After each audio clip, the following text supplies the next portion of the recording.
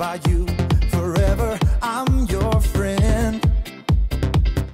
You'll always be right here with me. I'm so thankful for your love. No matter what I do, I know this is true. You're by my side, you'll never leave. I wanna thank you, God, for showing me who I am. You're so good, you help me to understand. We are your sons and daughters. You're such an amazing father. Thank you, God, for coming to rescue me. You're so good, God, you're everything I need. Every minute of every day, I just wanna say thank you, God. I'm blown away by your love for me. It goes on and never ends. I belong to you, I'm chosen by you forever. I'm your friend. You'll always be right here with me. I'm so thankful for your love. No matter what I do, I know this is true. You're by my side, you'll never leave. I wanna thank you, God, for showing me who I am. You're so good, you help me to understand. We are your sons and daughters. You're such an amazing father. Thank you, God, for coming to rescue me. You're so good, God, you're everything I need. Every minute of every day, I just wanna say thank you, God. You sent your son to set us free. For your love and kindness I will sing. You sent your son to set us free. For your love and kindness I will sing. I wanna thank you, God, for showing me who I am. You're so good, you help me to understand. We are your sons and daughters. You're such an amazing father. Thank you, God, for coming to rescue me. You're so good, God, you're everything I need. Every minute of every day, I just wanna say thank you, God. It's good. Thank you. No problem. Welcome to Story Lab. This week, we're talking about humility, while we take a look at an amazing letter written from prison.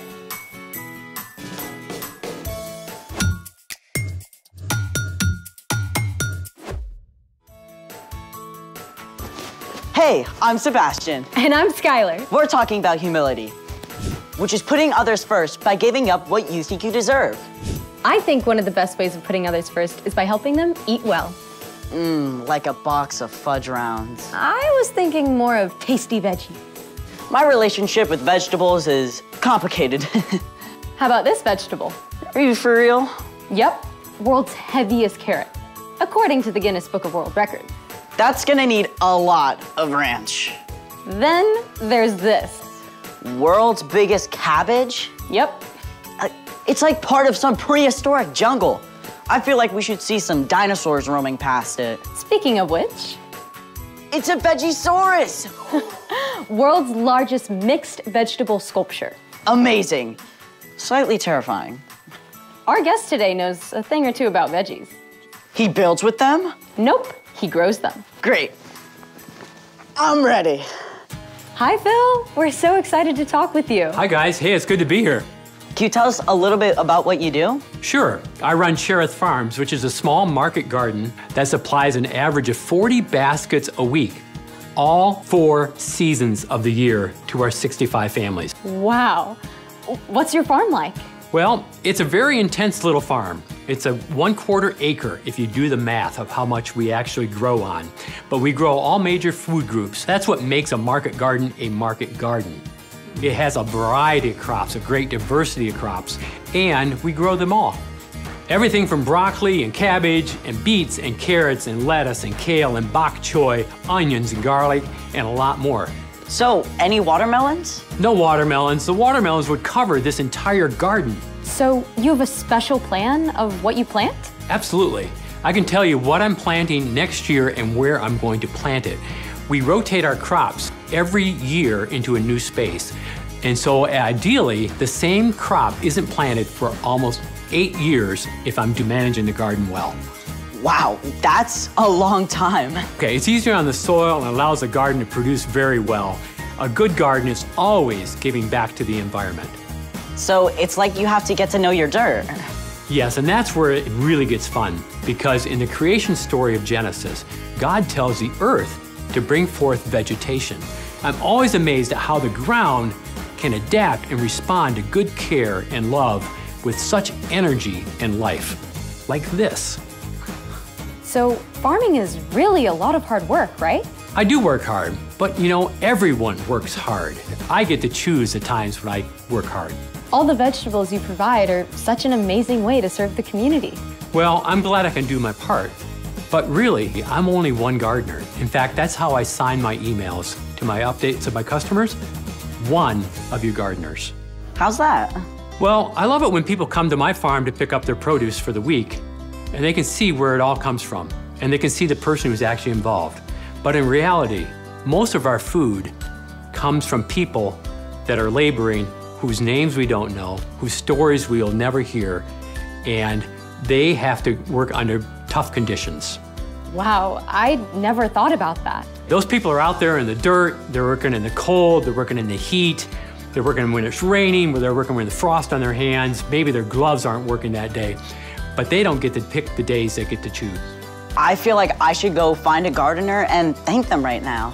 Well, that's a great way to think about it. No matter what we grow up to be, there's always someone out there working in all kinds of weather conditions and living conditions to provide food for our families. I am so going to look at my food differently. I hope so. Well, thank you so much for being on here with us, Phil. It was a pleasure seeing you all, and I hope you all have a great day. Bye, Phil. Bye. I want a giant, colorful salad right now. As long as there's plenty of this. I love how Phil reminded us to pay attention to those growing our veggies behind the scenes. Yeah. Now, it's time for... The story before the story. Today, we're in Philippians, the 11th book in the New Testament. Philippians is a letter written by the Apostle Paul to the young church he started in the Greek city of Philippi. But before Paul, way back in the beginning, out of a deep, deep love, God made an amazing world. But when people turned away from God, the world was broken. God made a plan to draw people back into relationship. So at the right time, God's very own son, Jesus, came to live among us. When Jesus grew up, he traveled from town to town, teaching and healing. But the religious leaders made plans to get rid of him. Jesus was crucified on a cross and died. But early Sunday morning, Jesus returned to life, and lots of his friends saw him. Which is where our story starts. Hey everyone, I'm Chloe. Hi, Chloe. For 40 days after his resurrection, Jesus spent time with his friends. Then he returned to heaven to be with God. But the news about Jesus spread. More and more people began to follow Jesus, including Paul. Paul traveled all over, starting brand new churches. On one of his journeys, he spent 3 months in the Greek city of Philippi, where he shared the news about Jesus with a businesswoman named Lydia. Lydia welcomed the new church to meet in her home, and it grew quickly, even after Paul was thrown in prison. Paul was released and continued his travels. Several more times, he was jailed for sharing about Jesus, but he used his time in prison to write letters to the new churches. In a letter from Rome, Paul encouraged the Philippians to put others ahead of themselves. Don't do anything only to get ahead. Don't do it because you are proud. Instead, be humble. Value others more than yourselves. None of you should look out for just your own good. Each of you should also look out for the good of others. As you deal with one another, you should think and act as Jesus did. Jesus is our model. Like the Philippians, we can begin to think and act like Jesus. So let's take a look at some of the things Jesus did. Jesus showed humility by always talking to God first. Our Father in heaven, may your name be honored. Jesus spent time alone with God. Over and over, Jesus took time away from the crowds to ask God for help. He did it before starting his ministry, before choosing his disciples, and before giving up his life on the cross. Jesus submitted all his desires and plans to God. Next, Jesus showed humility by spending time with those who seemed unimportant. Come, follow me. Rather than choosing the most important, well-educated people to be his followers, Jesus chose the overlooked and the outcast. He wasn't worried about looking impressive. Jesus said to show humility by giving in secret. When you give to needy people, don't let your left hand know what your right hand is doing. Then your giving will be done secretly. That just means when you do something good for others, do it quietly. Don't make it a big deal and do it for show so people will think you're all that. Jesus also said to show humility in our relationships by doing more than is required. Suppose someone forces you to go 1 mile. Go 2 miles with them. Jesus taught that when you're told to do something, do it with a great attitude, and then do even more than you have to. In the end, Jesus gave us the most incredible example of humility ever. Paul wrote, In his very nature, he was God. Jesus was equal with God. But Jesus didn't take advantage of that fact. Instead, he made himself nothing. He did this by taking on the nature of a servant. He was made just like human beings. He was humble and obeyed God completely. He did this even though it led to his death on a cross. most of us will never be asked to actually die for someone.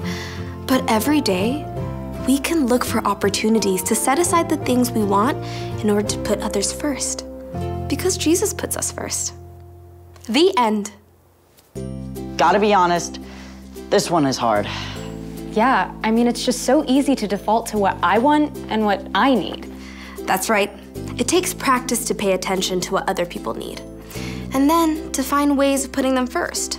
So, what's our part in this story? Well, because Jesus put us first, we can live forever with him. Instead of living for ourselves, we have the freedom to put others first, just like Jesus did. Just like how Jesus spent time with people who weren't considered important, you can look for the kid that's trying to make a friend, instead of trying to get the popular kids to like you. Or like Jesus said, to give in secret. You could quietly share a snack with a friend who doesn't have one, and you don't have to make a big deal about it. When your mom asks you to take out the trash, you can take it out and then also empty the dishwasher, just like how Jesus said to go the extra mile. None of this is easy to do in our own strength. That's why it's so important to do something else Jesus did. Pray. Exactly. Jesus talked to God first, before anything else. When we take time to do that, we remember how amazing it is that Jesus put us first. Then God can give us the creativity and strength so that we can put others first. I think you've got it. See you next time. Bye, Chloe. So here's the thing. Put others first because Jesus put you first. Hey, let's go. Where are we going? We are gonna go help Farmer Phil. Okay. Thanks for joining us in the Story Lab. We'll see you Next time. Let's go.